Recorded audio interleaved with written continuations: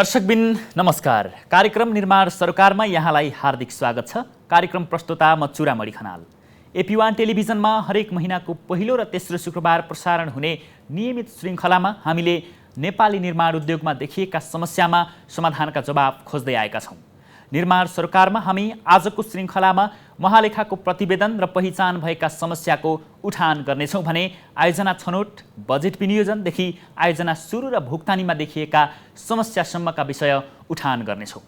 निर्माण कार्यको गति अत्यन्तै पट्यार लाग्दो हुनुको कारण के हो, यसमा जवाबदेही को हुने र निर्माणले गति लिन कसले के गर्ने लगायतका विषयवस्तुसँगै समाधानको खोजी पनि यो कार्यक्रम मार्फत हामी गर्नेछौँ। निर्माण सरकारको आजको अङ्कमा नेपाली निर्माण क्षेत्रले भोगिरहेका समस्या र समाधानमा महालेखाको प्रतिवेदन र पहिचान भएका समस्याको उठान गर्ने प्रयास गर्दैछौँ। प्रस्तुत छ वर्तमान अवस्था समेटिएको एक सामग्री।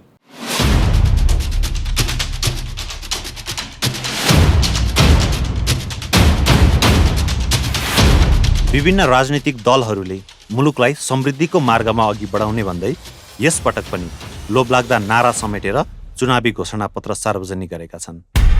घोषणापत्रमा विगत चाहिँ निरन्तरता दिएका दलले नारामा प्रतिस्पर्धा गरे पनि कार्यान्वयन पक्षमा अपेक्षित सुधार नगर्दा समृद्धिको मेरुदण्ड मानिने विकासका पूर्वाधार निर्माण अपेक्षित हुन सकेको छैन। फलस्वरूप चुनावी प्रतिबद्धता कागजमै सीमित हुँदै आएका छन् भने विकासको टिट लाग्दो गतिले स्वयं दलका घोषणापत्रलाई गिज्याइरहेका छन्। विकासका आयोजना तथा परियोजनाहरू अलपत्र हुनु सामान्य जस्तै बनिसकेको छ।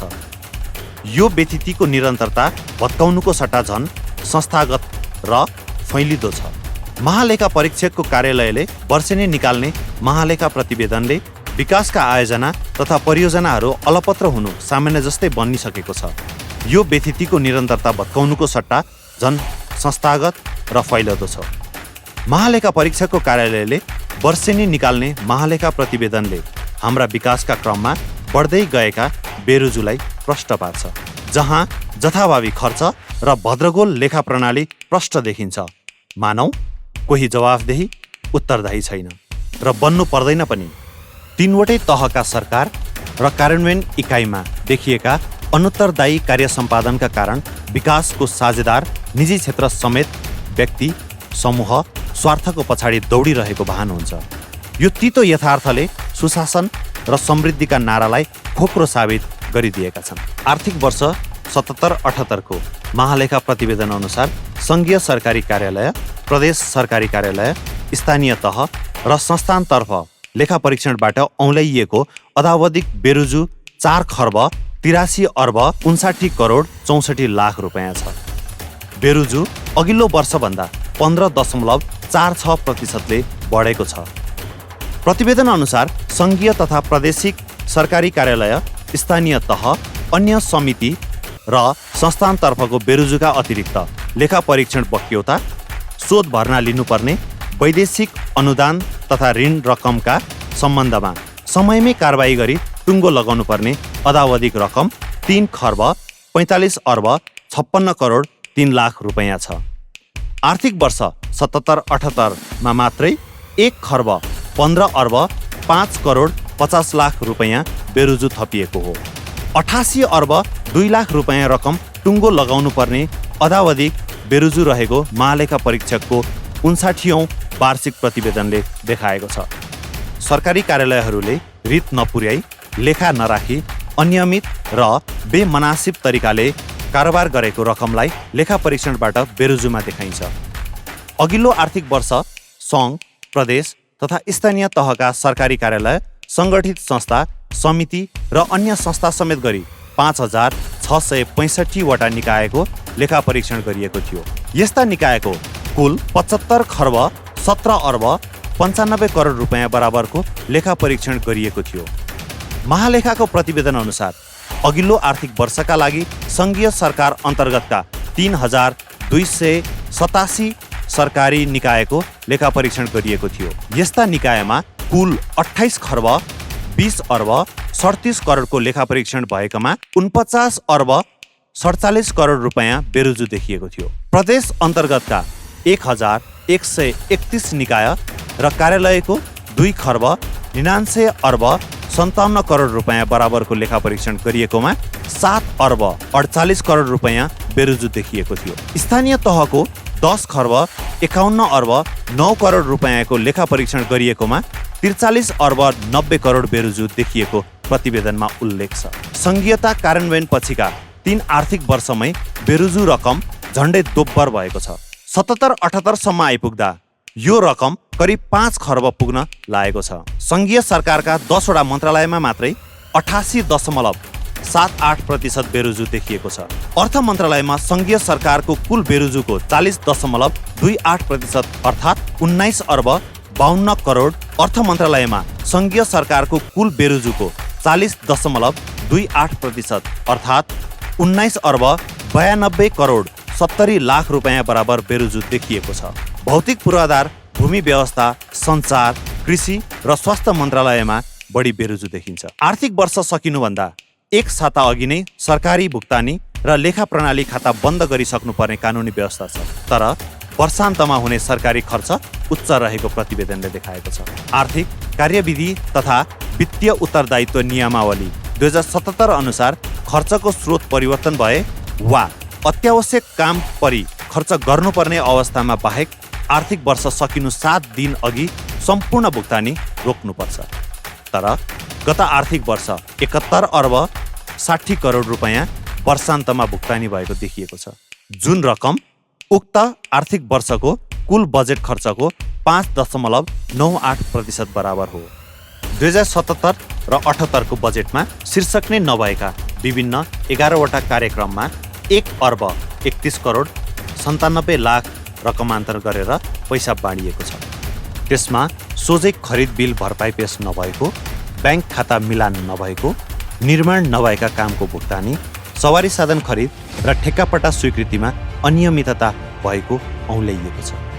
यस्तै प्रवृत्तिले निर्माणमा काम भएर बिल भुक्तानी भएको रकम हरेक समय जसो 30 अर्बभन्दा धेरै भुक्तानी लिन बाँकी रहेको व्यवसायीहरू बताउँछन्। देशभर विकास निर्माणका डिजाइन र लागत यथार्थपरक छैनन्। प्रतिस्पर्धा बिना नै सामान खरिद भएका छन्। आयोजना अधुरो रहने र लागत बढ्ने प्रवृत्ति कायम छ। सार्वजनिक सेवा प्रवाहलाई गम्भीर समस्याको रूपमा औँल्याइएको छ। कर्मचारीको दरबन्दी अनुसार पदपूर्ति नभएको भन्दै बिचौलिया मार्फत सेवा लिनुपर्ने बाध्यताप्रति सरकारको ध्यानाकर्षण हुनुपर्ने महालेखाले सुझाएको छ। प्रदेश सरकारमा बजेट भए पनि काम नभएको देखिन्छ। बागमती प्रदेशको अवस्था हेर्ने हो भने अघिल्लो आर्थिक वर्षमा 2300 योजनामा 5 लाखको दरले बजेट बाँडिएको पाइन्छ। योजना आयोग अन्तर्गत परियोजना ब्याङ्क थालनी गरे पनि निश्चित प्रक्रिया पूरा भएपछि मात्र योजना राख्ने र लाभहीनका आधारमा परियोजनाको मूल्याङ्कन गर्ने र कार्यान्वयन गर्दै जाने प्रणाली पनि अहिले निष्क्रिय छ। महालेखाको 59औं प्रतिवेदनले 71 वटा बुँदामा ध्यानाकर्षण गरिएको छ, जसमा सङ्घीय सञ्चित कोषको स्थिति, देशको समग्र आर्थिक अवस्था, बजेट विनियोजन र खर्च, राष्ट्रिय गौरवका आयोजनाको स्थिति, तयारी बिना परियोजनाहरू ल्याउने प्रवृत्तिले पुँजीगत खर्च घटाएको र सार्वजनिक सम्पत्ति व्यवस्थापनमा कसैको ध्यान गएको देखियो। सार्वजनिक खरिद ऐन। सार्वजनिक निर्माणमा ऐन कानुन अनुसार संघीयता पूर्ण रूपमा कार्यान्वयन भएको छैन। राष्ट्रिय गौरवका भनिएका हुलाकी राजमार्ग, पुष्पलाल राजमार्ग, रेलवे परियोजना आदिको प्रगति हेर्दा लज्जाजनक छन्। सार्वजनिक खरिद नियमावली 12औं संशोधन समेत भइसकेको छ, तर आयोजना कार्यान्वयन प्रभावकारी नहुनाले सार्वजनिक खरिद ऐन किन र कसको स्वार्थका लागि संशोधन हुने गरेको छ भन्ने प्रश्न समेत उठिरहेको छ। यो त भयो नेपालको वर्तमान अवस्था। अब यिनै विषयमा केन्द्रित रहेर कुराकानीका लागि हामीले नेपाल निर्माण व्यवसाय महासङ्घका सल्लाहकार तथा आदर्श निर्माण सेवाका सञ्चालक वीरेन्द्र पाण्डे र पूर्व उपमहालेखा परीक्षक तथा पूर्व सचिव बाबुराम गौतम हामीसँग हुनुहुन्छ। कुरा गर्नु पहिला हामी पाण्डे र उहाँ जोडिनु भएको निर्माण कम्पनीको छोटो परिचय प्रस्तुत गर्दैछौँ। नेपालमा कन्स्ट्रक्सन कम्पनीहरूको इतिहासमा सन् 1970मै स्थापित र निर्माण क्षेत्रमा चिर परिचित नाम हो नेपाल आदर्श निर्माण कम्पनी प्रणाली।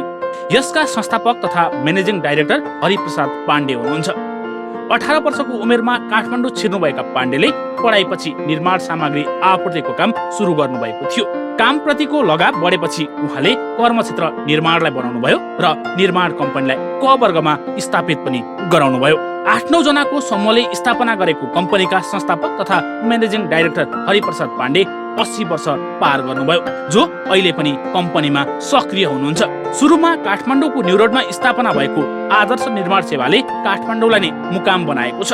सुरुवाती अवस्थामा यस कम्पनीले इजरायली सरकारको सहयोगमा नेपालमा चलिरहेको national construction company Nepal NCCN सँगको सहकार्यमा करिब 2 दशक भन्दा बढी काम गर्यो। त्यसपछि आफै स्वतन्त्र रूपमा काम गर्न थालेको छ। वीरेन्द्र राज पाण्डे सिभिल इन्जिनियरिङ पास गरिसकेपछि 2048 सालदेखि यस कम्पनीमा हुनुहुन्छ। पाण्डे त्योभन्दा पहिले पनि अप्रत्यक्ष रूपमा संलग्न नै हुनुहुन्थ्यो। आदर्श निर्माण सेवाले हाल दिगो विकास निर्माण कार्यमा संलग्न गराउने उद्देश्य सहित काम गरिरहेको छ। हालसम्म 600 भन्दा धेरै आयोजना सम्पन्न गरेको निर्माण सेवा विक्रम सम्वत 2035 सालमा क वर्गमा स्तरोन्नति गरेको थियो। कम्पनीले विभिन्न तहबाट अवार्ड समेत पाएको छ। संस्थापक पाण्डेका अनुसार कम्पनीले राष्ट्रिय स्तरमा federation of contractor association FCAN मार्फत लगालग ब्रोन्ज 920-690, सिल्भर 920-710 र गोल्ड 920-720 अवार्ड पाएको छ। यसैगरी त्रिशुली क्षेत्रमा 55 बेडको जिल्ला अस्पताल निर्माण गरेर international project management association IPMA मार्फत ब्रोन्ज अवार्ड 2020 प्राप्त गरेको कम्पनीले बताएको छ। नेपाल आदर्श निर्माण कम्पनीले टनेल निर्माण बाहेक भौतिक पूर्वाधारका सबै क्षेत्रमा काम गर्दै आएको छ। पाण्डेका अनुसार कम्पनीको मेन फोकस कमर्सियल बिल्डिङहरूमा छ। रोड वर्कमा सबै काम, वाटर सप्लाई, बिल्डिङको स्ट्रक्चर, रेट्रोफिटिङ, हस्पिटल बिल्डिङको काम, आवासीय क्षेत्रको काम, हाउसिङका काम यस निर्माण सेवाले गर्दै आएको छ। नारायणघाट मुगलिङ सडक खण्ड तथा विभिन्न करिडोर कामसँगै कम्पनीले काठमाडौँका अधिकांश सडक बनाएको छ। सिंहदरबार भित्रका भवन, थापाथली स्थित central business park, Radisson hotel पछाडिको एक्सटेन्सन, एयरपोर्ट अगाडिका सडक, अखम्बा होटल, नागपोखरीको तथा राष्ट्रिय गौरवका विभिन्न आयोजनामा पनि कम्पनी जोडिएर काम गरेको छ भने काठमाडौँ बाहिर पनि थुप्रै काम गरेको कम्पनीले जनाएको छ। विदेशीले अधुरै छाडेर गएका थुप्रै आयोजना समेत पूरा गरेको कम्पनीको भनाइ छ। अहिले यस कम्पनीमा करिब 250 जना कर्मचारी कार्यरत छन्। अब परम्परागत शैली भन्दा पनि प्राविधिक रूपमा चुनौतीपूर्ण परियोजनामा काम गर्न खोजेको कम्पनीले जनाएको छ। कम्पनीका कार्यकारी निर्देशक वीरेन्द्र पाण्डे हाल नेपाल निर्माण व्यवसाय महासंघका सल्लाहकार हुनुहुन्छ। दर्शकबिन, अब हाम्रा अतिथि नेपाल निर्माण व्यवसाय महासंघका सल्लाहकार वीरेन्द्र पाण्डे र पूर्व उपमहालेखा परीक्षक बाबुराम गौतमलाई स्वागत गर्न चाहन्छौँ। यहाँहरूलाई कार्यक्रममा हार्दिक स्वागत छ। धन्यवाद। वीरेन्द्र सरबाट सुरु गर्न चाहे। सरकारको पनि एक निजी क्षेत्रको हिस्सा हुनु नै हुन्छ। यो निर्माण क्षेत्र जहिले समस्याग्रस्त छ, निर्माण क्षेत्रमा काम हुन सकेको छैन भनेर बारम्बार तपाईँहरूलाई प्रश्न उठ्ने गरेको छ नि, सुरुवात नै यहीबाट जाउँ न। धन्यवाद। हामीले हेर्नुपर्ने कुरा के छ भन्दाखेरि यसमा यो एउटा मात्रै स्टेक होल्डर होइन, मल्टिपल स्टेक होल्डरहरूले काम गर्छन्। एउटा कुनै पनि निर्माण व्यवसायले कन्ट्र्याक्ट गर्दाखेरि नेपाल सरकारको नियोक्तासँग कन्ट्र्याक्ट गर्छ र त्यो कन्ट्र्याक्टको टर्म्स अनुसारले चाहिँ काम हुनुपर्छ। त्यसमा अब यदि समयमा काम सकिएन भनेदेखि के गर्ने, अथवा चाहिँ मोबिलाइजेसन एडभान्सको सही उपयोग भएन भनेदेखि के गर्ने, त्यसको चाहिँ अब त्यसको अगेन्स्टमा ब्याङ्क ग्यारेन्टी, अनकन्डिसनल ब्याङ्क ग्यारेन्टीहरू दिएको हुन्छ। सबै चाहिँ त्यो कन्ट्र्याक्ट एडमिनिस्ट्रेसनको इस्युजहरू धेरै छ होइन। त्यसमा अब प्रपरली कन्ट्र्याक्ट एडमिनिस्टर गर्न सक्यौँ हामीले चाहिँ त्यसको स्पिरिटलाई हामीले ध्यान दिएर राम्रोसँग काम गर्न सक्यौँ भनेदेखि धेरैजसो समस्याहरूको समाधान हुन्छ। त्यसमा समयमा काम सम्पन्न नहुने अथवा चाहिँ त्यो ओभरअल इस्युजहरू चाहिँ अब त्यसको एउटै ठ्याक्कै सोल्युसन भन्ने छैन। सो मेनी इस्युज, हरेक प्रोजेक्ट चाहिँ युनिक छ, त्यसको आफ्नै अन्तरङ्ग कथाहरू हुन्छ, त्यसमा आफ्नै इस्युजहरू हुन्छ। त्यसमा अब कति निर्माण व्यवसायको पनि कमी कमजोरी होला, तर त्योभन्दा बाहेक डिजाइनका इस्युजहरू हुन्छ, लोकल इस्युजहरू हुन्छ। अब प्रोजेक्टको पूर्व तयारी नभइकन कन्ट्र्याक्ट गरेका कुराहरू हुन्छन्, भुक्तानीको कुराहरू छ। धेरै पर नजाउँ, मैले एकैछिन यहाँलाई रोकिहालेँ।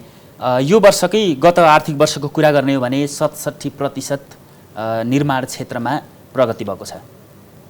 त्यसमा यति पुर्याउनु पर्छ भनेर एउटा उचित मापदण्ड तयार भएको छैन। 67% त यो वर्ष भयो, कुनै समयमा 90%सम्म पनि प्रगति भएको अवस्था छ, कुनै समयमा 50%सम्म झरेको अवस्था छ। हामीले 20 वर्षको एभरेज हेर्ने हो भनेदेखि करिब 70%को एभरेजमा थियो भने यो लास्ट इयर चाहिँ अझ झन् 57 point something% मात्रै खर्च भएको डेटा छ। त्यो चाहिँ अब एउटा मन्त्रालय भन्दा पनि ओभरअल क्यापिटल एक्सपेन्डिचरको कुरा गर्दाखेरि त्यो छ एकदमै न्यून हो। सबै स्टेक होल्डर मैले अघि भने सबैको चाहिँ आफ्नो ठाउँमा रेस्पोन्सिबिलिटी छ। सबैले हेरेर कोअर्डिनेटेड रूपमा हामीले यो यसलाई हाम्रो यो पूर्वाधारको विकासको क्रमलाई अलिकति अगाडि लान सक्यो भनेदेखि अगाडि जान्छ होइन। होइन भनेदेखि हामीले अब खालि ब्लेम गेम गरेर यो एजेन्सीले अथवा यो निकायले अथवा उसले मात्रै को कमजोरी मात्रै हो भन्दाखेरि चाहिँ त्यो अगाडि जान सक्दैन। किन हामी फेरि यही प्रश्नमा आउने नै छौँ। म बाबुराम सरतर्फ लाग्न चाहेँ। निर्माण क्षेत्रमा चाहिँ आयोजनाहरू अलपत्र छन्, आयोजनाहरूले गति लिन सकेका छैनन् भनेर वार्षिक प्रतिवेदनहरू उही र उस्तै रूपमा आउने गर्छन्। 59औं वार्षिक प्रतिवेदन आइसकेको छ महालेखाको। यो प्रतिवेदनले पनि राष्ट्रिय गौरवका आयोजनादेखि ग्रामीण भेगदेखि राजमार्गसम्मका आयोजनाहरूको अवस्था लथालिङ्ग देखाएको छ। पहिलो कदम चाहिँ बताइदिनुहोस्। धन्यवाद चुडामणिजी। आयोजना छनौटमा समस्या भयो। आयोजना छनौटका लागि कानुनले व्यवस्था गरेको छ। निर्माण व्यवसाय अथवा निर्माण ठेक्का लगाउनुभन्दा अगाडि साइट क्लियर भएको हुनुपर्छ, मुआवजा दिएको हुनुपर्छ, त्यहाँ बिजुलीका पोल, खानेपानीका पाइप हटाउने यी सारा कामहरू चाहिँ सम्पन्न भएपछि मात्रै ठेक्का लगाउनु भन्छ सार्वजनिक खरिद नियमावलीले।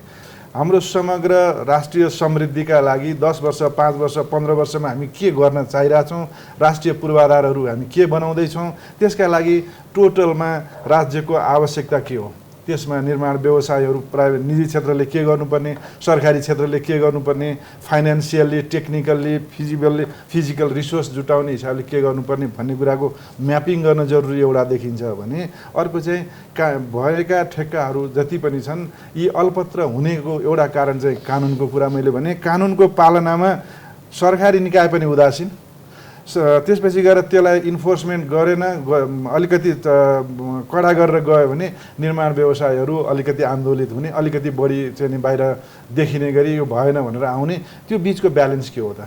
त्यहाँ चाहिँ इन्टेन्सनै खराब, खाल्टो खनेर वर्षौँसम्म छोडिदिने, मान्छेहरूको त्यहाँ एक्सिडेन्ट हुने, यी सारा ती समस्याहरू छन्। त्यसमा जिम्मेवार कसलाई बनाउने, कानुनी रूपमा ल इन्फोर्समेन्ट गर्ने, कानुनको पालना गर्ने, कानुनको कमी छैन। कानुनको हाम्रा संशोधनका हिसाबले धेरैचोटि सार्वजनिक खरिद नियमावलीमा संशोधन भयो, तर भएका कानुनहरू पालना गरेर त्यसमा हाम्रो सम्झौताका व्यवस्थाहरू, कन्डिसन अफ कन्ट्र्याक्टमा राखेका कुराहरू कार्यान्वयन गरेर जाने। अब कन्डिसन अफ कन्ट्र्याक्टमा पनि क्लियर छन्, तर हामी कार्यान्वयन गर्दैनौँ। सरकारी निकायहरू कार्यान्वयन गर्न नसक्ने, ल इन्फोर्स गर्न नसक्ने, त्यसपछि प्राइभेट सेक्टरहरू भनौँ अथवा निर्माण व्यवसायहरू पनि त्यसैमा आफ्नो अलिकति फाइदा बेफाइदा हेर्ने, खेलाउने, खेल्ने, पेस्की लिएपछि हराउने, अनि लामो समयसम्म पेस्कीको त्यो मोबिलाइजेसन पेस्कीको उपयोग नगरिकन त्यसबाट अन्यत्र लगानी गरे हो या के हो, त्यस कारणले नआउने, काममा नफर्किने, यी तमाम समस्याहरू हामी कहाँ छन्।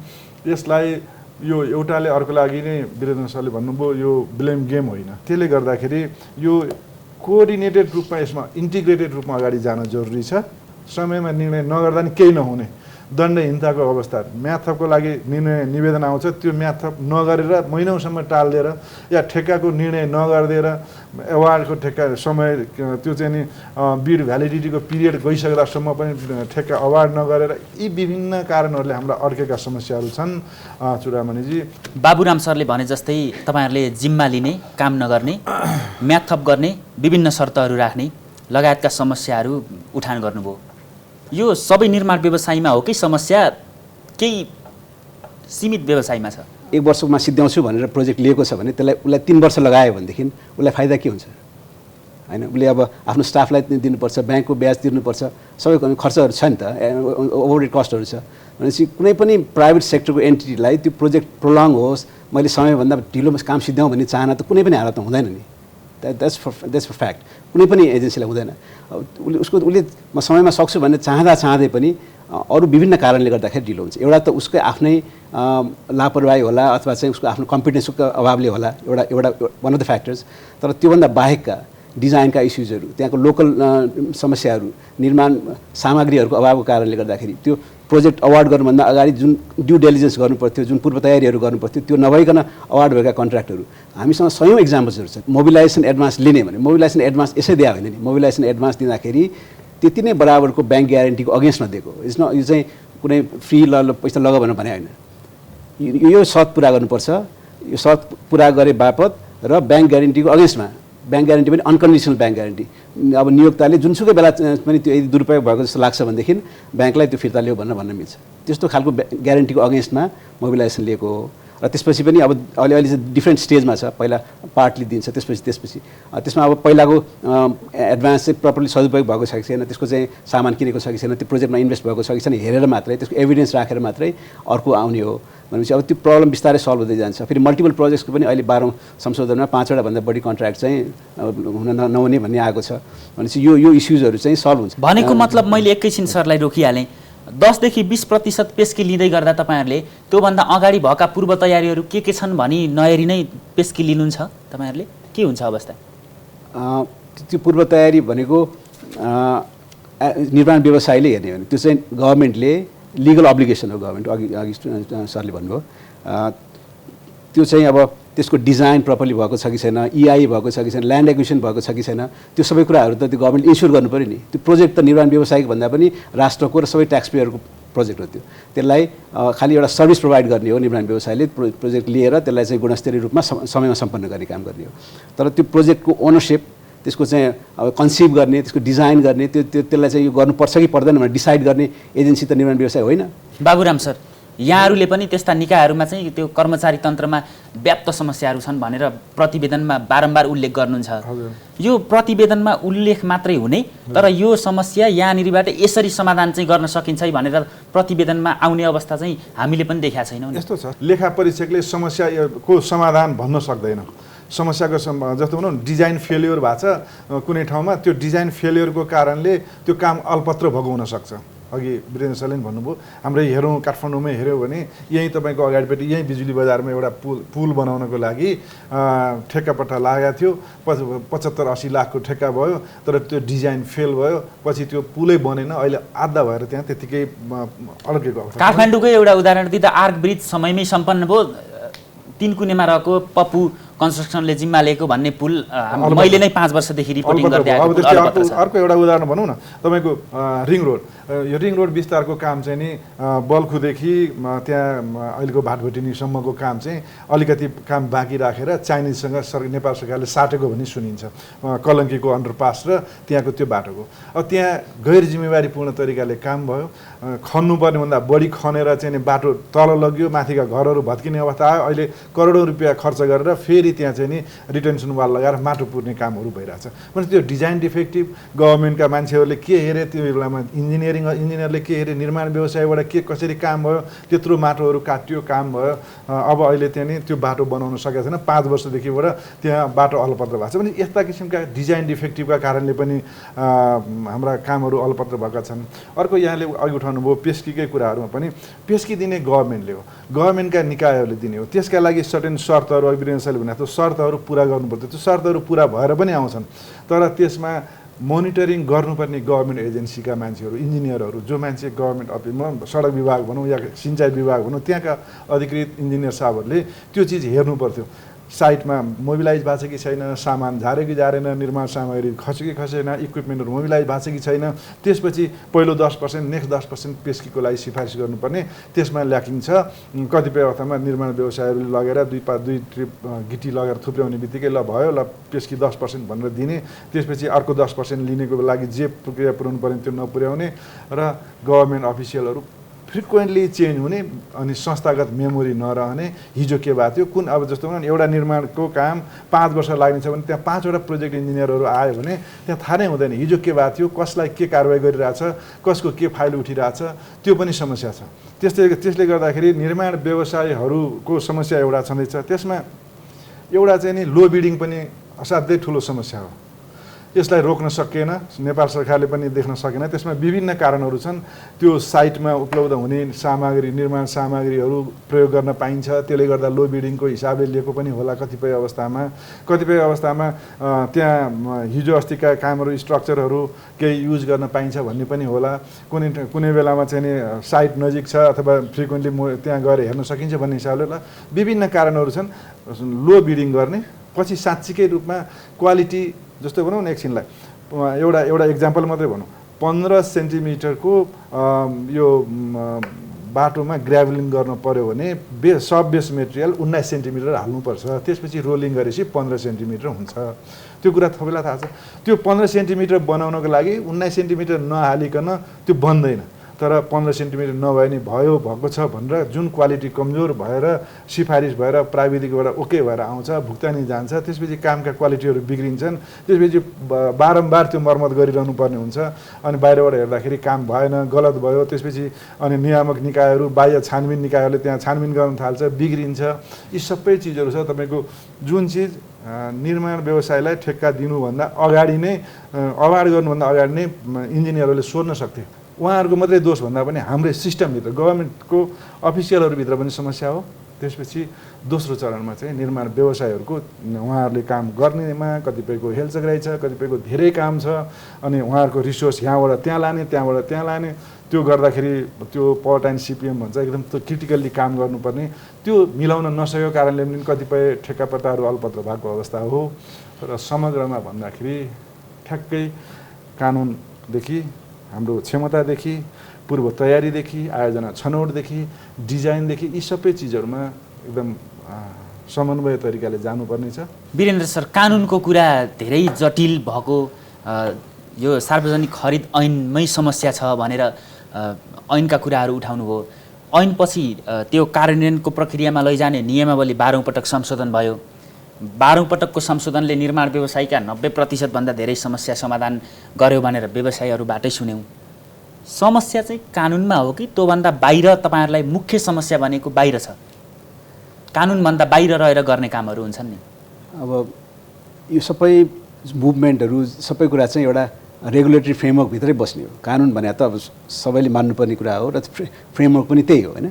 अब कानुनमा भएका समस्याहरूलाई अब त्यो चाहिँ डाइनामिक प्रोसेस हो। यो चाहिँ अब आज पर्फेक्ट छ भनेदेखि भोलि त्यसमा चाहिँ अब संशोधन गर्नुपर्ने स्थिति आउनसक्छ, चेन्ज हुनसक्छ। समय परिस्थिति अनुसारले संशोधन हुने प्रक्रिया त्यो आफ्नो प्रक्रिया हो। त्यसमा अब कति कुराहरू एड्रेस भएको छ, कति कुराहरू भएको छैन। अब यो कानुनलाई पुरै रिराइट गरेर पुरा ट्रान्सफर्मेसनल चेन्ज ल्याउने हो भनेदेखि अर्कै कानुन पनि आउनसक्छ। त्यो कानुनको कुरा आफ्नो ठाउँमा छ। र एउटा परिकल्पना गरौँ न, कुनै अलिकति विकसित राष्ट्रको तुलना गरेर नेपाललाई हेर्ने हो भने त्यो पूर्वाधारको क्षेत्रमा चाहिँ हामी कहाँ छौँ? अब कानुनमा के कमीहरू छन्? कानुनमा भन्दा पनि अब यो सार्वजनिक खरिद ऐन भन्यो, यो सार्वजनिक खरिद ऐनले चाहिँ अब दाल चामल किन्नेदेखि लिएर अब अरबौँको कन्ट्र्याक्ट प्रोक्योर गर्ने काम पनि एउटै ऐनले समेटेको छ, होइन? त्यसलाई अब यो पूर्वाधारको यो स्पेसिफिक इस्युमा चाहिँ छुट्टै ऐन ल्याउने भनेर अस्ति बजेटमा पनि अलिकति ठुलो प्रोजेक्टहरू ल्याउने भन्ने कुराहरू छ। त्यो डिस्कसनहरू चलिरहेछ। अब यसमा अलिकति ट्रान्सफर्मेटिभ चाहिँ धेरै समस्या भयो, हामीले भनिरहेछौँ, दशकौँ भइसक्यो त्यही कुराहरू चाहिँ रिपिट भइरहेछ। यसलाई चेन्ज गर्न के गर्नुपर्छ त भन्दाखेरि हामीले पुरै ओभरअल गर्नुपर्छ भन्ने खालको एउटा कन्सेप्ट पनि छ। अनि नयाँ नयाँ अर्को एजेन्सीहरू पनि भनौँ न, एउटा अथोरिटी जस्तो अब यो इन्फ्रास्ट्रक्चरलाई मोनिटर गर्ने, गाइड गर्ने, त्यसलाई चाहिँ कोअर्डिनेट गर्ने एउटा छुट्टै चाहिँ एउटा प्राधिकरण जस्तो संस्था पनि चाहिन्छ कि भन्ने खालको पनि सोचाएको छ। यो नियमित प्रक्रिया हो, यो आफ्नो ठाउँमा जान्छ। तर त्यो सँगसँगै अरू कुराहरू पनि छ। अघि हामीले रिपिटेडली भनिरहेछौँ, त्यसमा अब प्रोजेक्टको सेलेक्सन, अब त्यो प्रोजेक्ट चाहिँ देशलाई चाहिने हो कि होइन, त्यसको इकोनोमिक फाइनेन्सियल रेट अफ रिटर्न्सहरू प्रपर छ कि छैन, र अब आजको 10 वर्षपछि र 30 वर्षपछि हाम्रो चाहिँ इन्फ्रास्ट्रक्चरको मास्टर प्लान कस्तो हुने हो भन्ने कुराको त्यो त राष्ट्रले एउटा आकलन गर्नुपर्छ। त्यो अब बाहिरतिर हो भनेदेखि त्यो हुन्छ। नेसनल इन्फ्रास्ट्रक्चर मास्टर प्लान चाहिँ लङ टर्मको एउटा भिजनरी डकुमेन्ट हुन्छ। त्यो अनुसारले अनि स्टेप बाई स्टेप प्रायोरिटीमा पहिला के गर्नुपर्छ, त्यसपछि के गर्नुपर्छ भन्ने हिसाबले जान्छ। त्यो हुँदाखेरि रिसोर्सको डुप्लिकेसन हुँदैन, र जे बन्छ त्यो चाहिँ त्यसको भ्याल्यु हुन्छ। ट्याक्स पेयरको जुन लगानी लागेर बनेको त्यो इन्फ्रास्ट्रक्चर हुन्छ, त्यसले चाहिँ प्रपर रिटर्न दिन्छ। कन्स्ट्रक्सन गर्ने बेलामा चाहिँ अब यदि पुल ब्रिजको फाउन्डेसन छ भनेदेखि जहाँ हुनुपर्ने त्यहाँ भएन, अथवा त्यसको प्रपर इन्भेस्टिगेसन भएको छैन भनेदेखि त्यहाँ काम गर्दाखेरि समस्या देखिने हो। हरेक स्टेजमा अघि भने 5-6वटा स्टेज छ, जहाँ प्रत्येक स्टेजको इस्यु चाहिँ बन्दाखेरि देखिने हो। त्यसको अब त्यो हुँदाखेरि अब कन्ट्र्याक्ट जस्तै तपाईँहरूसँग जोडिने भौतिक पूर्वाधार मन्त्रालय छ, सडक विभाग छ, त्यो अन्तर्गतका सडक डिभिजन कार्यालयहरू छन्। त्यस अन्तर्गत पनि जिल्ला जिल्लामा विभिन्न सडक डिभिजन कार्यालयहरू छँदैछन्। ती बाहेक स्थानीय निकायहरूले पनि यति बेला ग्रामीण भेगदेखि स्थानीय स्तरका सडक स्तरोन्नति गर्ने कामहरू पनि त्यस्ता डिभिजनसँग सहकार्य गरेर गर्छ नै। भनेको यही विषय अझै माथिल्लो निकाय संसदमा पनि बहस भएरै तपाईँहरूलाई काम दिने नदिने भन्ने कुराहरू आउँछ होला। एउटा चाहिँ अब एउटा कुनै फेसिलिटीको लागि अब सलिड वेस्ट म्यानेजमेन्टको अथवा केही एउटा प्रोजेक्ट थियो, त्यो प्रोजेक्टमा अब हामीलाई जति एरिया लिनुपर्ने हो त्यो नलिकन बिचको एउटा चाहिँ त्यो ल्यान्ड एक्विजिसन नै गरेर रहन्छ। कन्ट्र्याक्ट अवार्ड भयो, त्यसपछि कन्ट्र्याक्टर मोबिलाइज भयो, काम गर्यो, बिचमा पुगेपछि अब जुन त्यो गभर्मेन्टले अक्वायर नगरेको प्रपर्टीमा गएर काम गर्दाखेरि उसको ओनरले आएर यो त मेरो प्लट हो, यहाँ गर्न पाइँदैन भनेर मुद्दा भयो, काम रोकियो। यस्ता इस्युजहरू। अनि अब काम गर्दै गयो, इआई भएको हुँदैन, रुखहरू काट्ने पर्मिसन आएको हुँदैन, त्यो गर्नलाई फेरि अर्को 3 महिना 6 महिना वर्ष दिन लाग्छ। त्यो हुँदाखेरि अब रिसोर्स मोबिलाइज भइसक्यो, मान्छे त्यो सबै त्यो त जति ढिलो डिसिजन भयो त्यति चाहिँ त्यसको कस्ट बढ्छ नि त, किनभने सबै रिसोर्स मोबिलाइज भएपछि त्यो आइडल भयो भनेदेखि त्यसको कस्ट कम्पनसेट गर्नु पऱ्यो। जनशक्तिको कुराहरूमा पनि समस्या छँदैछ धेरै नै। जनशक्तिभन्दा अगाडि चाहिँ यो बेरुजुको कुराहरू गरौँ न सर। यो 59औँ वार्षिक प्रतिवेदनले चाहिँ 1 अर्ब 15 करोड बराबरको बेरुजु देखाएको छ भने हालसम्मको कुल बेरुजु हेर्ने हो भने 59औँ प्रतिवेदनसम्म आइपुग्दा 4 खर्ब 83 अर्बको बेरुजु देखिया छ। यो निर्माण क्षेत्र पनि एउटा यस्तो क्षेत्र हो जसले यो बेरुजुलाई प्रश्रय दिइरहेछ भनेको यो निर्माण क्षेत्र जहिले पनि बेरुजुलाई प्रश्रय दिने क्षेत्रमा नपार्नको लागि चाहिँ योभन्दा बाहेक के गर्न सकिन्छ? यस्तो हो, जुन क्षेत्रमा बढी पैसा खर्च हुन्छ, जस्तो तपाईँको राष्ट्रिय बजेटको अघि पनि कुरा भयो, झन्डै 70% पैसा प्रिक्युरमेन्टमा खर्च हुन्छ। 70% टोटल बजेटको तपाईँको डटपेन कलम किन्नेदेखि होस् या हवाईजहाज किन्ने होस् या पुल निर्माण गर्ने होस् या स्कुल विद्यालय जे बनाउने हो, यी सबै चिजमा खर्च हेऱ्यो भने झन्डै 70% पैसा छ। त्यसमध्येमा पुँजीगत खर्च अथवा साधारण खर्च, चालु खर्च भित्रका पनि प्रिक्युरमेन्ट त गर्नु पर्यो, कार्यालय सञ्चालन गर्नको लागि खरिद गर्नै पर्यो। भनेपछि त्यो जहाँ पैसा धेरै खर्च हुन्छ त्यो सेक्टरमा एनामोलिजहरू छन्, त्योभित्र दुविधाहरू छन्, त्योभित्र केही हेलचेक्राइका कुराहरू छन्, त्योभित्र कानुन पालनामा त्रुटि भएका कुराहरू छन्, त्यसले गर्दा बेरुजु आउँछ नै। होइन, मैले यही रोकेँ सरलाई। जस्तै तपाईँहरूले वार्षिक प्रतिवेदन राष्ट्रपति समक्ष बुझाउनुहुन्छ, प्रदेश प्रमुखहरू समक्ष बुझाउनुहुन्छ, त्यो प्रतिवेदन बुझाइसकेपछि त्यसको कार्यान्वयन पक्ष नै फितलो हुन्छ भने त्यो प्रतिवेदनको औचित्य चाहिँ के हो भनेर पब्लिकलाई बुझाइदिनुहोस्। यस्तो चुडामणिजी, यस्तो हुन्छ, लेखा परीक्षकको काम भनेको संसारभरि, नेपालमा मात्रै कुरा नगरौँ, संसारभरि लेखा परीक्षकले प्रतिवेदन बनाउने र कार्यकारी समक्ष, कार्यान्वयन गर्ने निकाय समक्ष, जनताका प्रतिनिधि समक्ष दिने हो। कहीँ राष्ट्रपतिलाई दिनेछ, कहीँ संसदमा बुझाउने छ, कहीँ सभामुखलाई दिनेछ, तर अल्टिमेटली जाने कहाँ भन्दा जनताका प्रतिनिधि स्थल भनेको लेखा समितिमा पुग्ने हो। उहाँहरूले जसरी चाहिँ सरकारलाई पैसा खर्च गर्नको लागि अख्तियारी दिनुभएको छ, त्यो दिएको अख्तियारी अनुसार, दिएको स्रोत साधन अनुसार जुन पर्स र पावर दिनुभएको छ राज्यलाई, संसदले, त्यो अनुसार काम भयो कि भएन भनेर हेरेर लेखा परीक्षकले उहाँहरूलाई रिपोर्ट गरिदिने हो, प्रतिवेदन दिने हो। कसलाई दिने हो भन्दा लेखा समिति अथवा संसदलाई, जनप्रतिनिधि स्थललाई। होइन, तपाईँहरू एउटा संवैधानिक निकाय हुनुहुन्छ, स्वतन्त्र निकायको रूपमा तपाईँहरूले बुझाएका त्यस्ता प्रतिवेदनहरूलाई कार्यान्वयन गराउने एउटा संयन्त्र राख्न सकिने अवस्था हुँदैन? होइन, कार्यान्वयन गराउने भनेको यस्तो, कार्यान्वयन गर्ने कसले हो त? जस्तै भनौँ न, सडक विभागले गरेका ठेक्कापट्टाहरूमा यहाँ समस्या भयो, तिमीले बढी भुक्तानी गर्यौ, निर्माण व्यवसायलाई यो सम्झौतामा भएको भन्दा बढी पैसा दियौ, यहाँ यति पैसा असुल गर्नु पर्थ्यो गरेनौ, यति पैसा कटाउनु पर्थ्यो कटाएनौ, यो बेलामा म्याथ थप गर्नु पर्थ्यो म्याथ थप गरेका छैनौ भनेर सडक विभागलाई भनिसकेपछि अब सडक विभागले त्यो विषयमा के गर्नुपर्ने हो? कार्यान्वयन गर्ने त सडक विभागको जिम्मेवारी भयो अथवा भौतिक पूर्वाधार मन्त्रालयको जिम्मेवारी भयो, या सिँचाइ मन्त्रालयका कुनै जस्तो भनौँ न सिक्टा सिँचाइ आयोजनामा देखिएका बेरुजुहरू बेहोराहरू प्रतिवेदन बनाएर दिइसकेपछि संसदमा गयो, संसदमा छलफल भएर त्यहाँबाट ल यो विषयमा कारबाही गर, सचिवलाई कारबाही गर, आयोजना प्रमुखलाई कारबाही गर, अथवा निर्माण व्यवसायलाई यसो गर भनेर जे निर्देशन आउँछ त्यसपछि त्यहीँबाट कार्यान्वयन हुने हो, फर्चुट हुने हो। अब अहिले हाम्रो समस्या के हो भने संसदमा पनि छलफल भएका छैनन् कतिपय बेहोराहरू, धेरै लामो समयदेखिबाट ती ब्लक भएर बसेका छन्। संसदले प्राथमिकता, लेखा समितिमा त्यसले प्राथमिकता नपाएको अवस्था छ र कतिपय मन्त्रालयका दशकौँदेखिका बेहोराहरू छलफल भएकै छैन। एउटा त त्यो समस्या हो। अर्को, कार्यान्वयन गर्ने भनेको कार्यान्वयन गरे कि गरेन, जस्तो यो वर्ष रिपोर्ट दियो, 59औँ प्रतिवेदन दियो महालेखा परीक्षकले, अर्को वर्ष हेर्दाखेरि के कार्यान्वयन भयो, यो बेहोरा चाहिँ कार्यान्वयन भइन्छ, फेरि 60औँ प्रतिवेदन भन्ने हो। तर आफैले गएर तपाईँले यो गर्नुहोस् त्यो गर्नुहोस् भनेर भन्न सक्दैनौँ। अनौपचारिक रूपमा बोलाएर सचिवहरूलाई, मन्त्रीहरूलाई महालेखा परीक्षकले बेला बेलामा तपाईँको यति बेरुजु छ, यसो गर्नुहोस्, यो कारबाही गर्नुहोस् भनेर भनिराखेका हुन्छ। तर त्यो भनेर मात्रै पनि नहुने अवस्था हुन्छ। जस्तै एउटा अख्तियारको कुरा गरौँ, अख्तियारले पनि यस्ता मुद्दाहरूमा छानबिन गर्ने काम गरिहाल्छ, ऊ पनि एउटा संवैधानिक निकाय हो। उसले सर्वोच्च अदालतमा आफै गएर त्यस्ता मुद्दाहरू दर्ता गराउने काम गर्छ भनेको अख्तियारीले त एउटा संयन्त्र त बनाएको छ नि, यो ठ्याक्कै त्यस्तो खालको संयन्त्र महालेखासँग हुने प्रावधान त्यस्तो यस्तो छैन। त्यो यस्तो छ चुडामणिजी, संसारभरि के भनिन्छ भने audit starts from trust, investigation starts from doubt भन्छ, बुझ्नुभयो? भनेको अडिटमा त्यसरी गएर ठ्याक्कै कारवाही गर्ने समातेर थुन्ने भन्ने संसारमा त्यस्तो हुँदैन। दुईवटा मात्रै देशहरू छ, एउटा फिलिपिन्स एउटा इन्डोनेसिया, जहाँ कारवाही गर्ने ठिक एकदम जरिवाना गर्ने हाम्रो अख्तियारलाई भयो जस्तै अधिकार फिलिपिन्सको महालेखा परीक्षकको कार्यालय त्यहाँको अडिट कमिसन भन्छ त्यसलाई छ। नत्र भए अरू सबै देशहरूले हाम्रो जस्तै रिपोर्ट दिने हो, संसदमा छलफल गराउने हो, त्यसपछि त्यहाँ छलफलबाट जे निष्कर्ष आउँछ, जे निर्णय आउँछ, जे निर्देशन आउँछ त्यसलाई हेर्ने हो र त्यसको आधारमा अगाडि बढ्ने हो। यदि कार्यान्वयन महालेखा परीक्षकले दिएका प्रतिवेदनहरू कार्यान्वयन भएन भने अर्को वर्षको प्रतिवेदनमा हामीले यो कुरा गत वर्ष सरकारलाई भन्यौँ, सुझाव दियौँ प्रतिवेदनमा, तर कार्यान्वयन भएन है भनेर फेरि अर्को वर्ष भन्ने हो। दोहोऱ्याएर वर्ष त्यही कारणले हरेक वर्ष एक वर्ष उठाएको इस्यु सल्टिएन भने त्यो फेरि अर्को वर्ष पनि उठ्छ। यो वर्ष मैले उठाएको थिएँ, यो वर्ष उठेन, फेरि पनि भएन। जस्तै भनौँ न, सोझै खरिद गर्ने, अहिले खरिदमा एउटा समस्या भनेको सोझै खरिद गर्ने, ठेक्कापट्टा छल्ने, सिलबन्दी दरबारपत्र पनि नगर्ने, सिधै खरिद गर्ने भनेको 5 लाखको सीमाभित्रका खरिदहरू चाहिँ आफू सिधै खरिद गर्न पाइन्छ, केही ठेक्कापट्टा केही नगरिकन खरिद गर्न पाइन्छ। भनेको वर्षभरि कार्यालयमा 1 करोडको सामान किन्नुपर्ने छ भने 5-5 लाख रुपियाँ, 4,50,000 यस्तो सानो सानो टुक्रा बनाएर 3टा कम्प्युटर, जस्तो 20वटा कम्प्युटर किन्नुपर्ने छ, सिधै बोलपत्र गरे हुने नि, तर त्यसलाई नगरेर 3टा कम्प्युटर किन्ने, 5 पटक किन्ने, बुझ्नु भएन? त्यसरी करोडौँ रुपियाँ खर्च हुन्छ। त्यो कसैको नोटिसमै आइरहेको छैन, त्यसलाई नियन्त्रण गर्नुपर्ने छ। तर महालेखाले पनि सबै निकायहरूको त लेखा परीक्षण गरेको देखिँदैन। वार्षिक प्रतिवेदन हेर्ने हो भने यो गत आर्थिक वर्षमा 744 वरिपरिका निकायहरूको स्थानीय तहहरूको लेखा परीक्षण गरेको छ।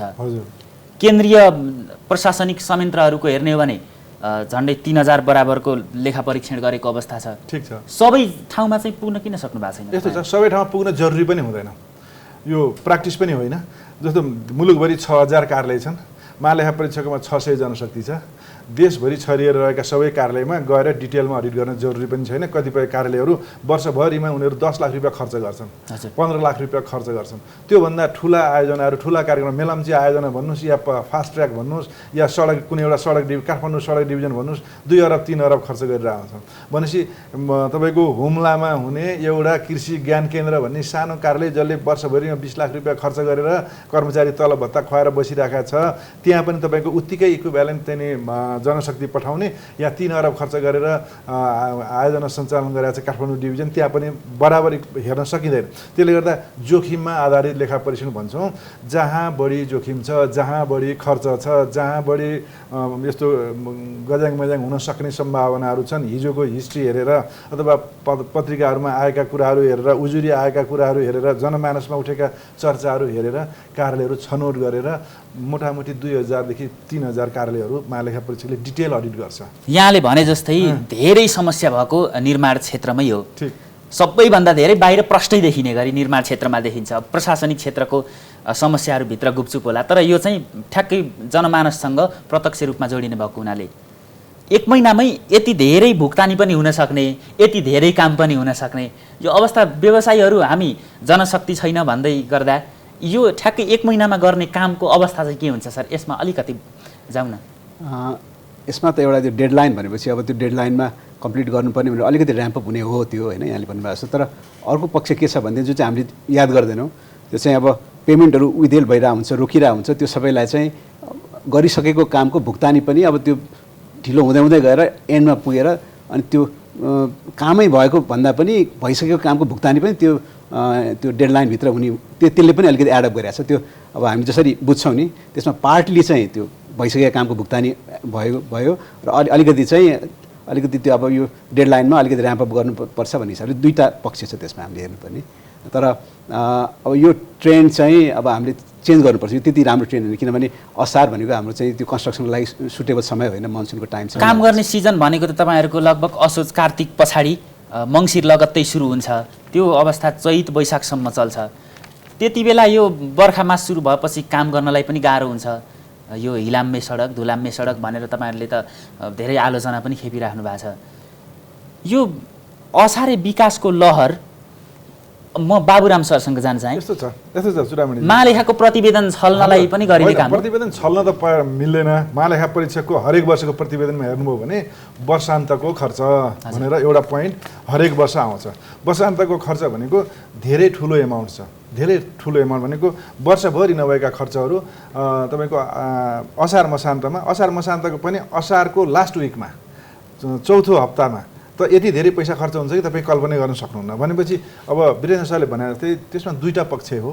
एउटा चाहिँ हिजोका केही पेन्डिङहरू अब अहिले प्रेसर भयो, आर्थिक वर्ष सकिएपछि बजेट फ्रिज हुन्छ भन्ने मनसायले ती हिजो पेन्डिङ भएका अलि नमिलेका कागजात नमिलेका केही पैसाहरू छ भने अथवा कहीँबाट निकासा अन्तबाट रकमान्तर गरेर पैसाहरू थपिएर लिएर आएर भुक्तानी दिने केही पैसाहरू होला। तर धेरै जसो त्यसभित्र यो आर्थिक वर्षको अन्त्यमा भुक्तानी हुने भनेका चाहिँ यही वर्ष ठेक्का लागेर जस्तो अस्वाभाविक रूपमै काम हुने, असार मसान्त अथवा भनौँ न असार महिनामै ठेक्का सुरु भएर त्यही महिनाभित्र काम कम्प्लिट भएको देखाएर भुक्तानी हुने पैसा पनि ठुलो एमाउन्ट छ। त्यो चाहिँ कामका गुणस्तरको हिसाबले र खर्चको क्वालिटीको हिसाबले भनेको त्यसका श्रेष्ठता राख्ने निर्माण त्यो बेरुजु आउने कारण त्यही हो। किन बेरुजु आउँछ त्यस्तो खर्चमा भन्दा हतार पतारमा त्यहाँ सफिसियन्ट कागजात हुँदैन, निर्णय गरे हुँदैन, बिल भरपाईको जोडजम्मा मिलाइ हुँदैन, लागत अनुमान ठिक तरिकाले बनाए हुँदैन। त्यसपछि त्यो काम चाहिँ असारमा पिच गर्नुपर्ने हुन्छ, त्यो पिच गरेको पनि बगाएर जान्छ। यहाँ कागजात हेऱ्यो, कागजात पनि त्यस्तै भद्रगोल हुन्छ। त्यो कारणले असार मसान्तमा त विकास निर्माणको काम गर्ने नै होइन, त्यो रोकिनु नै पर्छ। अब अघि नै मैले कानुनको फेरि पनि कुरा गरेँ, यहाँहरूले ठ्याक्कै प्रतिवेदनमा त्यो लेखा परीक्षण गर्दा असारमा मात्रै कति प्रतिशत काम भएको छ सर यो भौतिक क्षेत्रमा निर्माण क्षेत्रमा? होइन, अब प्रतिशत कामको भन्दा पनि हामीले भुक्तानीको आधारमा हेर्ने हो। महालेखा परीक्षकको कार्यालयले भुक्तानी कति भयो भन्ने हिसाबमा हेर्छ खास गरेर। त्यसमा हेऱ्यो भने 40% पैसा 40% पैसा असार महिनामा मात्रै खर्च भएको देखिन्छ। भनेको त्यो धेरै ठुलो एमाउन्ट हो। वर्षभरिको 11 महिनाको 60% हुने, हजुर, अनि त्यसपछि 40% चाहिँ एउटा महिनामा आएर खर्च हुने भनेको त्यहाँभित्र अस्वाभाविक रूपमा खर्च भएको देखिन्छ, अस्वाभाविक रूपमा काम भएको देखिन्छ। र यो चाहिँ फेरि यो 1 वर्ष 2 वर्षको ट्रेन्ड होइन, लास्ट 10-15 इयर्सदेखिबाट महालेखा परीक्षकको हरेक प्रतिवेदनमा हेर्नुभयो भने आर्थिक वर्षको अन्त्यमा असाध्यै धेरै खर्च गर्यो। कानुनले प्रथम चौमासीपछि ठेक्कापट्टा लाउनै पाउँदैनौ भन्छ। प्रथम चौमासीभित्र ठेक्कापट्टा लगाइसक्नु है भन्छ। भनेको प्रथम चौमासी भनेको के भन्दा साउन, भदौ, असोज, कार्तिक मसान्तभित्र सारा ठेक्कापट्टा सकाउनु। त्यसपछि त निर्माण काम मङ्सिरदेखि काम सुरु गर्नु। तर हाम्रो प्रक्रिया के भयो, असार 15 गते ठेक्का लगाउने, असारको 27 गते काम सकियो भनेर निर्माण सम्पन्न बनाएर बिल बनाएर भुक्तानी दिने। त्यसपछि कतिपय काम बाँकी हुन्छ, कतिपय काम अलपत्र परिरहेको हुन्छ। त्यसपछि भनौँ न 90% काम सकियो, त्यो चाहिँ सब्सटेन्सियली कम्प्लिटेड भनेर सर्टिफिकेटहरू लिएर बसेका हुन्छ निर्माण व्यवसायले।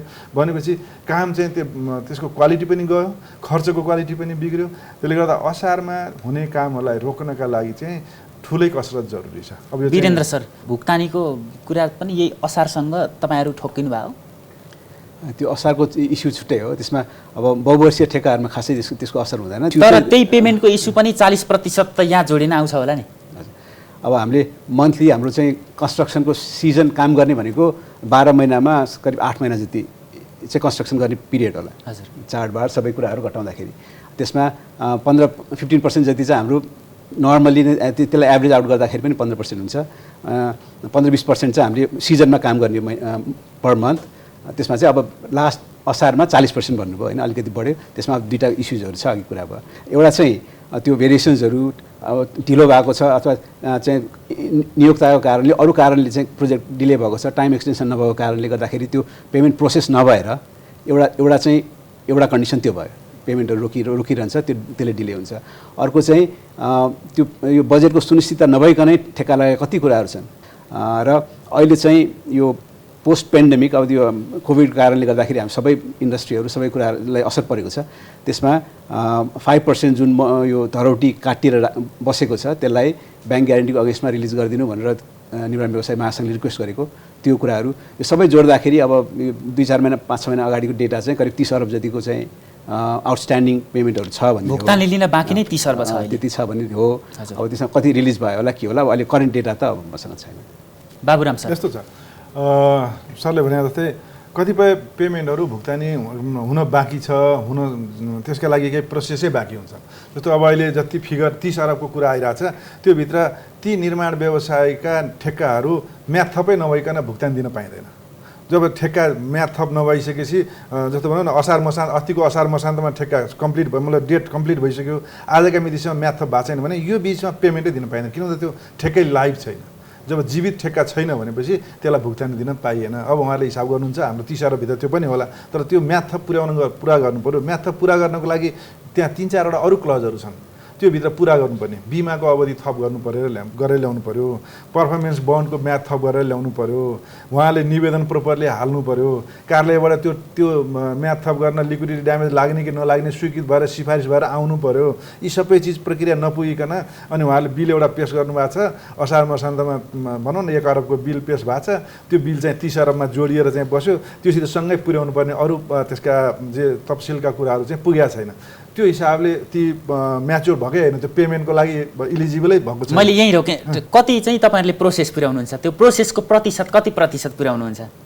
बिल मात्रै पेश गर्ने खालको प्रावधान भयो भने पनि पेमेन्ट नपाइँदो रहेछ यति बाँकी छ भनेर त नहुँदो रहेछ अनि अघि मैले भने नि त्यो भेरिएसन्सहरू अप्रुभल हुनलाई 2 महिना 3 महिना वर्ष दिनसम्म लागेको उदाहरणहरू छ प्रक्रिया नपुगेको कारणले गर्दाखेरि त्यो चाहिँ रिलिज हुँदैन एउटा भेरिएसनको कुरा छ अर्को टाइम एक्सटेन्सनको म्याद सकिसकेपछि भुक्तानी लिन बाँकी काम सकिएको नसकेको त्यो कुराहरू पनि बाँकी भयो त्यसपछि अरू चाहिँ बजेटकै अभावले बजेटै नभएर पनि अब एउटा त एउटा पुरै ब्रिजै कम्प्लिट गरिसकेपछि लास्टमा एउटा मात्र सिङ्गल पेमेन्टमा पनि काम भएको कति इक्जाम्पलहरू छ तर बजेटको कुरा गर्दा महालेखाको प्रतिवेदनले के भन्छ भने विनियोजित बजेट पनि खर्च नभएको अवस्था छ भन्छ छ होइन यस्तो छ बजेटको चाहिँ कस्तो हुन्छ भने नि चुडामणिजी एउटा यहाँको भरतपुर डिभिजन सडकको लागि दिएको पैसा ब्रिजको लागि दिएको पैसा पथलैया ब्रिजमा लगाएर खर्च गर्न त पाइएन त्यसको लागि ट्रान्सफर हुनु पर्यो त्यसको प्रक्रिया त पुग्नै पर्यो गभर्मेन्टको साइडबाट हेर्दाखेरि चाहिँ गभर्मेन्ट अफिसियलहरू पनि गैर जिम्मेवार भएको अवस्था कहाँनिर छ भने जस्तो यो वर्ष म कुनै कार्यालयको प्रमुख भएँ मेरो लागि 10 करोड बजेट चाहिँ एलोकेट भएको छ बहुवर्षीय ठेक्का कुनै पनि छैन मैले त्यहाँ बजेट सुनिश्चितता पनि ल्याएको छैन अर्थ मन्त्रालयबाट तर 10 करोडको मैले पाएको बजेट मध्येबाट 15 करोडको ठेक्का लगाइदिन्छु बुझ्नु भएन 15 करोडको ठेक्का लगाउँछु र अर्को वर्षको लागि त्यहाँ त्यो 10 करोड त मैले यो वर्ष खर्च गर्न सक्दिनँ 7 करोड मात्रै खर्च गर्छु अब 15 करोडको ठेक्का लागेको छ 8 करोड रुपियाँ निर्माण व्यवसायलाई भुक्तानी दिने गरी ठेक्का लाग्यो त्यो कहीँ नेसनल रेकर्डमै कहीँ आउँदैन नआउने भयो भोलि अनि निर्माण व्यवसायले काम सम्पन्न गर्छ भुक्तानी लिन माग्न आउँछ त्यसपछि त्यसको लागि बजेट हुँदैन कार्यालयमा बजेट छुट्टिएकै छैन हिजोको त्यो सरेर आउने ठेक्काको लागि बजेटको व्यवस्था गर्नु पर्थ्यो कार्यक्रममा राख्नु पर्थ्यो त्यो भित्र कामै नभएर अलपत्र परेका ठेक्काहरू हेर्नुहोस् त खरबौँ रुपियाँको छ राष्ट्रिय गौरवका ठुला आयोजनाको कुरा गर्ने हो भने 3वटा आयोजनाको 0% प्रगति अनि त्यो बाहेक मेलम्ची मात्रै एउटा यस्तो आयोजना हो जो अहिलेसम्म 99% सम्पन्न भयो भनेर त्यो पनि 100% हो भन्न सके 12 महिना पानी नचलेसम्म 12 महिना पानी काठमाडौँमा नझरेसम्म त्यो पनि आयोजना 99% भन्ने अवस्था होइन त्यसका लागि अब हामीले छलछाम गरेर 99 100 भने पनि 12 महिना पानी आउने अवस्था जुन दिन बन्छ पानी रेगुलरली आउँछ काठमाडौँमा त्यसपछि 100% पुरा भयो भन्न सकिएला अब काम चाहिँ सबै सकियो पानी काठमाडौँमा झरेन भनेपछि के सम्पन्न भयो आयोजना त गौरव पो भए पनि जे भयो नि सम्पन्न भएन तामाकोसीमा देखाएको थिएँ विज्ञान श्रेष्ठजी भन्ने हुनुहुन्छ उहाँ बस्नुभएको सुने मैले देखेँ तर धेरै जसो आयोजनामा फ्रिक्वेन्टली मान्छे चेन्ज हुने जसले गर्दाखेरि संस्थागत मेमोरी पनि छैन हाम्रो अभिलेख व्यवस्था पनि कमजोर भयो त्यसपछि हिजो के काम भइरहेको थियो अब के काम गर्नुपर्ने कहाँनिर समस्या आयो लेसन लर्न के आयो केही पनि कुराहरू हामीले सिक्नै सकेनौँ। वीरेन्द्र सर निर्माण मैत्री वातावरण चाहिँ कसरी बन्न सक्छ राष्ट्रिय स्तरमा तपाईँहरूको कुन लेभलको बहस हुनु जरुरी छ तपाईँहरू फिल्डमा खटिएर काम गर्दै गर्दा एउटा जनतादेखि मन्त्रीसम्म जोडिने एउटा संयन्त्र तपाईँहरूले खडा गर्नलाई र त्यो निर्माणलाई गति दिनको लागि कस्तो खालको बहसको आवश्यकता छ हाम्रो जुन नेसनल एस्पिरेसन छ अब अहिले 3000 मेगावाटमा चाहिँ प्रोडक्सन भएको छ भनेदेखि 2030 सम्म चाहिँ 15000 मेगावाट पुर्याउने 200 किलोमिटर चाहिँ इलेक्ट्रिक लाइन हाम्रो जुन नेसनल एस्पिरेसन छ नि त्यसको लागि त तयारी गर्नु पऱ्यो नि अघि पनि सरले भन्नुभयो त्यसको क्यापेसिटी त्यो अनुसारले अब यदि हामी अब ट्रान्सपोर्ट टनलहरू नै धेरै बनाउने हो भनेदेखि त्यसको लागि ग्रुमिङ गर्नु पऱ्यो हैन त्यो अब त्यो चाहिँ अलिकति एकदमै नेसनल लेभलमै हामीले चाहिँ सही डाइरेक्सन दियौँ त्यो अनुसारले नियामक निकायलाई जुन चाहिँ अब कम्पिटेन्ट अथोरिटी हो जसले चाहिँ त्यसलाई इम्प्लिमेन्ट गर्छ त्यसलाई प्राइभेट सेक्टरलाई त्यसपछि त्यो अनुसारको यो रिसोर्सेसहरू स्किल म्यान पावरको रिसोर्सेसहरू पनि कमी छ त्यो अनुसारले क्यापेसिटी बिल्ड गर्ने गभर्मेन्टको पुरै निकायहरूलाई सबैको चाहिँ एकदमै ट्यान्डममा काम गर्यो कोअर्डिनेटेड रूपमा काम गर्यो भनेदेखि मात्रै अगाडि बढ्छ बहस त्यसैमा हो। अब हामी कार्यक्रमको अन्तिममा छौँ सारांशमा हामी यता उत्तरमा चाइना र दक्षिणमा भारतको बीचमा यी दुईटा समृद्ध मुलुकको बीचमा नेपाल तैपनि अब विभिन्न दलहरूले त समृद्ध नेपाल सुखी नेपाली जस्ता नाराहरू लिएर अहिले पनि घोषणापत्रहरूमा देख्ने हो भने लोभलाग्दा त्यस्ता चुनावी घोषणापत्रहरू सार्वजनिक भएको छन्। विकसित मुलुकहरूलाई हेर्दा चाहिँ हामीले निर्माणलाई कस्तो खालको बनाउन सकिन्छ? हामीसँग हेर्नुहोस् युथको सङ्ख्या असाध्यै धेरै छ। हामी यत्रा मान्छेहरू 50औं लाख मान्छेहरू विदेश पठाइरहेछौँ। त्यसलाई यहाँ रिटेन गर्न सक्ने अवस्था बनाउनको लागि यो एउटा सेक्टर निर्माण सेक्टर हो, विकास निर्माण सेक्टर हो, जसले त्यो विदेशी जनशक्तिलाई यहाँ रिटेन गर्न सक्छ, रोक्न राख्न सक्छ। राज्यका सबै अङ्गले काम गरियो भने हाम्रो असाध्यै उज्यालो भविष्यमा छौँ। हामीले काम गर्न सक्छौँ, विकास निर्माणका कामहरूलाई अगाडि बढाउन सक्छौँ। त्यसको लागि अन्तिममा संक्षिप्तमा हामीसँग 3 तहको सरकार छ अहिले। हजुर, 3 तहको सरकारले विकास निर्माणलाई चाहिँ प्राथमिकतामा राख्दै आएको छ। संक्षिप्तमा बताइदिनुहोस् न, स्थानीय सरकार, प्रदेश सरकार, केन्द्र सरकारको भूमिका कति भयो भने चाहिँ ठ्याक्कै कहाँ पुगिन्छ हामी? सडक बनाउने निकायहरू हेर्नुभयो भने 7 वटा छन्। तपाईँले अहिले गन्नुभयो भने म तपाईँलाई बताइदिन सक्छु। सडक विभाग त्यही बाटो बनाउँछ, शहरी विभाग छ त्यसले पनि त्यही बाटो बनाउने छ, स्थानीय तहहरू त्यसैमा छ, प्रदेशका मन्त्रालयहरू त्यसैमा छन्, विभिन्न चाहिँ उपभोक्ता समिति एनजिओहरू जानुभयो भने त्यही बाटो बनाउने छ। बाटो ग्रेभल गर्ने भन्यो, यो वर्ष ग्रेभल हाल्यो, अर्को वर्ष त्यो सब बगेर जान्छ, नबन्ने भन्दैन। अनि हामी हिउँदभरि बाटो बनाउँछौँ, बर्खाभरि त्यो सबै बगेर जान्छ, अनि अर्को वर्ष फेरि अर्को हिउँदमा फेरि त्यसैलाई सोर्ने पैसा जति लगेर खर्च गरिरहेछौँ। भनेपछि यो तीनवटै तहको सरकारको आफ्नो तहमा जे जिम्मेवारी तोकेको छ। सङ्घीय सरकारले गर्नुपर्ने काम के हो? अरू बाँकी पावर तल दिनु पर्यो। पर्सेन्टेजको कुरामा जान्दिनँ। स्रोत साधन लिने बेलामा, राजस्व बाँडफाँडको बेलामा सङ्घले 50-25 स्थानीय तहले 25 प्रदेशले भनेर ल्याएको छौँ। त्यसै गरी यो कामको पनि विकास निर्माणका कामलाई पनि त्यही हिसाबमा सङ्घले नेतृत्व गर्नुपर्छ। दर्शकबिन, निर्माण सरोकारमा आज हामी नेपाली निर्माण क्षेत्रमा देखिएको व्यावसायिक समस्या तथा महालेखाको लेखा परीक्षणले निर्माण क्षेत्रमा दिएका सुझाव र समाधानबारे नेपाल निर्माण व्यवसाय महासङ्घका सल्लाहकार तथा निर्माण व्यवसायी वीरेन्द्र पाण्डे र पूर्व उपमहालेखा परीक्षक बाबुराम गौतमसँग कुराकानी गऱ्यौँ। निर्माण सरकारको आगामी अङ्कमा नयाँ विषयवस्तु र नयाँ अतिथिसँगै उपस्थित हुने नै छौँ। हेर्दै गर्नुहोला AP1। नमस्कार।